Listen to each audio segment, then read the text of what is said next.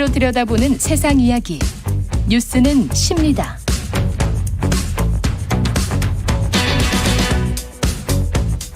네, 정치, 경제, 사회 등 우리 사회의 다양한 이슈를 심리학적 관점에서 풀어보는 시간입니다. 최경영의 최강시사 새 코너. 예, 많은 분들이 좋아하고 계십니다. 뉴스는 십니다. 아주대학교 심리학과 김경일 교수님 나와 계십니다. 안녕하세요. 네, 안녕하세요. 예, 오늘은 새로운 미디어인데 SNS는 뭐 요즘 대부분의 사람들이 다 쓰잖아요. 다 하죠. 세대별로 플랫폼이 좀 다를 뿐이지. 그렇죠. 네, 예. 많이 하죠. 거의 다 하시죠. 근데 이제 셀럽들이나 정치인들이나 뭐 이런 사람들이 하다가 연예인들도 하다가 사고 치는 경우가 많고 참 많죠. 최근에 이제 개 사과 논란이 이제 가장 큰 사과 네. 사과가 아니고 가장 큰 사고였죠. 네, 네. 이걸 올리기 전에 이제 뭔가 생각을 할 거 아니에요. 뭐 어떤 생각을 하면서 할까요, 이게? 이제 굉장히 많은 경우에 이럴 때 해명이 예. 장난이었다, 유머였다, 아니면 뭐 조크였다 이런 식으로 많이 그렇죠. 나오거든요. 거기에 만약에 공이 있었잖아요. 그러면 네. 공개 사과 이렇게 됩니다. 공이 빠진 것 같아요. 그렇네요. 예. 근데 제가 많이 관련된 강의에서 드리는 말씀이 예. 유머, 조크, 그다음에 장난 뭐 이런 여러 가지 예. 이런 것들이 자기 기준으로 하면 대부분 무례해요. 네, 남의 기준으로 해야죠. 보는 사람 기준으로 해야죠. 그렇군요. 그렇죠. 예. 네네. 보는 사람들이 어떻게 생각할까? 네네. 그러니까 SNS에 무엇이든 내가 올리는 순간에 굉장히 강하게 자기만 보고 그다음에 자기 상태에 집중하게 되면 자기 체면이구나. 그렇죠. 그러면 이제 남들이 봤을 때 대부분 그럴수록 부적절하거나 아니면 오해받거나 아니면 심지어는 비난받기 딱 좋은 그 게시물이 되기가 쉽죠. 그러니까 SNS를 많이 하거나 하는 사람들의 성향이 자기가 강한 사람일 수도 있겠습니다. 남들에게 보여주고 싶은 자기라는 게 또 있거든요. 예. 네, 그러니까 내가 보고 싶은 자기가 있고. 근데 예전에는 남들에게 보여주고 싶은 자기라는 게 그렇게 보여줄 수 있는 기회가 많지도 않았고요. 이제 SNS는 자기를 보여준다라고 저는 보통 이제 많이들 얘기하시는데 예. 남들이 봤으면 하는 자기를 보여주는 거죠, 사실은. 네. 그래서 그런 면에서 봤을 때는 인류 역사상 근데 우리가 남들한테 보여주는 자신에 대해서 어떻게 해야 되는가에 대해서 우리가 학교에서 배운 적 없거든요. 그렇죠. 매뉴얼이 있는 것도 아니고. 그렇죠. 네. 그렇기 때문에 조금씩 이렇게 해가면서 어깨 부딪혀가면서 조금씩 배워야 되거든요. 그렇죠. 네, 그러니까 교육받는 게 아니라 학습해야 되는 건데 그 기간이 짧고 그다음에 순간적으로 일어나게 되면 대부분 크고 작은 어떤 그런 해프닝들이 일어나죠. 이게 사실은 소통 전문가들을 우습게 볼 게 아닌 게 이 SNS 담당자들이나 이런 분들도 정치권에서 섭외를 하고 거기서 일하시는 분들 분명히 광고회사나 언론사 출신들이 많을 거란 말이죠. 그런데도 불구하고 이런 실수를 합니다. 캠프나 이런 쪽에서는. 왜냐하면 예. 그분들도 역시 한 종류의 맥락에 익숙해진 분들이에요. 한 종류의 맥락. 네, 광고의 맥락, 기사의 맥락. 그렇죠. 그런데 SNS는 또 다른 맥락이에요. 또 다른 맥락이라서 거기에 맞는 또 고려해야 될 것들이 있는데요. 예. 이렇게 새롭게 나온 SNS인데 그 SNS의 맥락의 전문가는 사실은 훨씬 젊은 세대들이죠. 그렇지. 처음부터 했으니까. 그렇죠. 네. 훨씬 더 잘 쓰고. 그렇죠. 예, 어떻게 하면 좋아요를 많이 받을 수 있는지를 본능적으로 알고 있는 것 같은. 그렇죠. 네. 예. 그래서 이런 새로운 플랫폼일수록 아직 한참 멀었어라고 하는 그런 생각을 버리고 후배 세대들, 젊은 세대분들에게 많이 좀 검증하고 그게 사실은 그분들한테 또 교육받으려고 그러시면 안 돼요. 그분들을 계속 쳐다보면서 관찰해야 되는데 심리학자들이 이런 말을 많이 합니다. 이런 커뮤니케이션에서 이런저런 그런 잡음이 많이 일어나는 분들의 특징이 뭐냐? 생각은 많은데 관찰은 안 해요. 생각은 많은데 관찰은 하지 않는다. 그러니까 이게 내 논리 혹은 예. 내 입장 아니면 어떻게 하나 설득할까 이게 내 생각이죠. 그럼 먼저 SNS를 어떻게 하는지 다른 사람들은 어떻게 하는지 그렇죠. 꾸준히 봐야 되겠네. 그렇죠. 관찰해야죠. 아니 6개월 정도만 멍하니 길거리에 앉아서 하도 연기력이 없다고 감독님한테 구박을 받으니까 그냥 멍하니 그냥 별뜻 없이 6개월 동안 거리에 지나가는 사람들을 관찰했어요. 배우가? 네. 그랬더니 세계적인 배우가 되죠. 그 배우가 바로 시트콤 프렌즈에 나온 데이비 쉰머예요.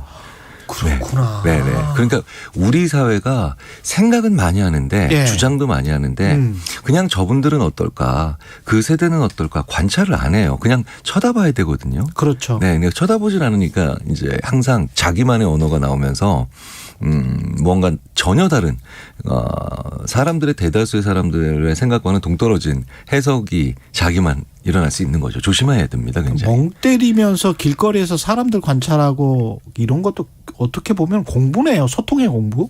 네. 제가 그래서 그거 많이 강조드려요. 예. 그러니까 무목적으로 사람을 본 적이 있느냐. 무목적으로 사람 본 적이 있느냐. 목적 없이 사람을 그렇게 물끄러우면 저렇구나 저분들은. 저 사람들은 저럴 때 웃는구나. 저 사람들은 저럴 때 재밌어 하는구나. 혹은 불편해하는구나. 이거 이렇게 잘 봐야 돼요. 그러면서 이제 공감의 지점을 그렇죠. 찾게 되는군요. 네네. 그러니까 그걸 몇 달 혹은 몇 년만 하고도 그렇게 연기력이 없다라고 욕먹다가 심지어는 AI가 판단한 가장 감정 연기를 표현을 잘하는 배우로 가기도 하죠. 네. 이게 정치인들뿐만이 아니고 뭐 CEO, 인플루언서, 연예인들도 이거 잘 지금 들으셔야 되겠네요. 지금 이 말씀을. 네, 그럴 겁니다. 왜냐하면 우리는 설득할 생각만 하지 그분들이 어떤 분인지 이렇게 물끄러미 쳐다보는 그런 이런 자세는 많지 않거든요. 그러면 어떤 뭔가 망작 같은 게시물을 올리는 이유가 이렇게 물끄러미 사람들을 쳐다보지 않고 자기만 어떻게든 돋보이게 하려는 그런 욕구 때문에 그런 겁니까? 그렇죠. 왜 이런 일이? 근데 특히 또 이제 그런 걸 올리는 분들, 이제 또 올리는 분들은 이거 사람이 제일 무서운 게 왜 무관심이라고 하잖아요. 예. 그런데 이 무관심에서 벗어나서 아주 재밌게도 묘하게 관심과 비난이 섞여 있는 것들을 좋아하는 그런 사람들이 있어요. 있어요. 근데 왜 그러냐면요. 인간이 맞는 걸 좋아하는 거예요? 네, 인간이 원래 왜 음식들도 우리가 계속해서 먹는 음식들 보면 짠맛과 단맛이 섞여 있습니다. 예, 짠, 단짠. 예. 그렇죠. 네. 근데 그래야 맛있긴 하죠. 맛있어요. 예. 그리고 성공한 캐릭터들 보면 다 맹수가 귀여워요. 그렇구나. 네. 그러니까 뭐 사자, 그다음에 뭐 상어, 아니면 공룡, 근데 귀엽죠. 그러니까 인간의 마음이 동시에 플러스와 마이너스 혹은 남쪽과 북쪽을 동시에 섞어서 뭔가를 보여주고 싶은 마음이 있거든요. 그래서 멋진 걸 보면서 후졌어. 네, 그다음에 뭐 예쁜 걸 보여주면서 망했어. 네, 이러면서 사람들이 이런 또 관심 끌기를 많이 하고 있는데 그러니까 그 망작이라고 하는 것들도 대부분 보면은 그런 의도가 있는데 그게 또 혹시 자기 기준으로만 그게 돼버린 거죠. 그렇죠. 네, 그런 경우에 그런 또 이게 뭐 시간대 올리는 시간대가 뭐 밤 늦은 시간이나 새벽이나 특히 또 이제 술에 취했거나 네. 이러면 대부분은 망작이 나오지 않습니까? 네. 이게 또 왜 위험하냐면요. 그 밤이라서 위험하다라고 옛날에는 심리학자들도 생각을 해봤는데 못지않은 정도가 아니라 더 큰 이유가 있어요. 지쳐 있어서 그래요. 네. 그러니까 사람이 지쳐 있으면요. 지쳐 있으면 자기의 안 좋은 습관 혹은 혼자 있을 때만 해야 되는 그런 습관들이 나와요. 그걸 다른 사람 앞에서 드러내버리는 거구나. 네. 그래서 많이 지쳐있는 사람은 회의 들어가서요. 자기 방에 혼자 있을 때 늘 하던 호를 후빈다든가. 아니면 입으로 이렇게 하는 이런 사실 혼자 있을 때는 문제가 안 되죠. 그러니까 이렇게 지쳐있을 때가 문제라는 겁니다. 그래서 하루 일과를 막 끝내고 난 다음에 지쳐있는 상태에서 딱 이 SNS를 시작하면 안 좋은 습관 중에 하나가 바로 뭐냐면 자기 감정을 여과 없이 그냥 맞습니다. 네, 맞습니다. 해버린다는 예. 거죠. 그래서 대부분 이런 문제가 되는 말씀들을 보면 다 이런 얘기 하잖아요. 술자리에서는 할 수 있는 얘기다. 그래. 거기까지는 인정한다. 예. 근데 그걸 이런 다른 사람들이 다 보는 데서 하면 어떡하느냐. 네. 이런 얘기가 많이 나오잖아요. 그러니까 몸이 지금 지쳐 있으면 술자리에 있는 것처럼 그냥 자기를 확 풀어버리는 거죠. 기분 좋고 사람이 내가 에너지가 넘칠 때 SNS도 해야 되는 거군요. 네, 그래서 예. 저는 개인적으로 농담 반 하지만 진담 반으로 밥 먹고 난 다음에 그 다음에 좀 쉬고 난 다음에 SNS를 하고 여유롭게 마음이 여유로워질 때 네네. 이게 SNS를 보면서 매일 뭐 자랑하는 것만 올리니까 그 상대적으로 SNS 보면서 상대적 박탈감이 더 심해졌다 이런 이야기 하지 않습니까? 그렇죠. 왜냐하면 원래는 내가 누구와 비교하거나 아니면 열등감 느끼는 게 옆에 붙어 있는 사람들한테 보통 많이 느끼거든요. 근데 이제는 뭐 프랑스 파리에 있는 사람도 옆에 붙어 있는 것처럼 그렇죠. 나오니까. 예. 그래서 뇌가 많이 혼란스러울 거예요. 내가 많이 혼란스러울 건데 그래서 더더욱이나 이런 아주 멀리 있는 사람도 이렇게 가까운 비교가 가능한 시대일수록 예. 이런 얘기 많이 하시죠. 그러니까 이게 남들의 감탄에 계속 목매게 돼요. 아, 그렇게 되는 거군요. 네네. 그래서 예. 내가 나한테 스스로 할 수 있는 감탄이 좀 필요하지요.